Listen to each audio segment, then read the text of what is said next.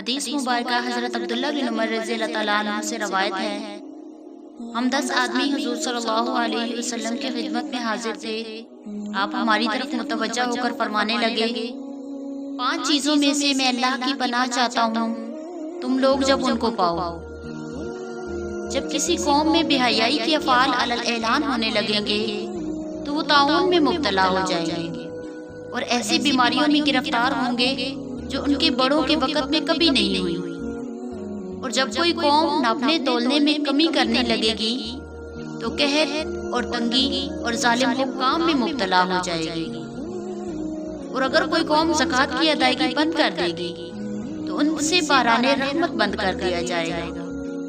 اور اگر کوئی قوم عہد شکنی یعنی وعدے کی خلاف ورزی کرنے لگے گی تو اللہ پاک ان پر غیر قوم کے دشمنوں کو مسلط فرما دیں گے، بس وہ جبراً ان سے ان کے مال لے لیں گے۔ استغفر اللہ، واللہ اعلم۔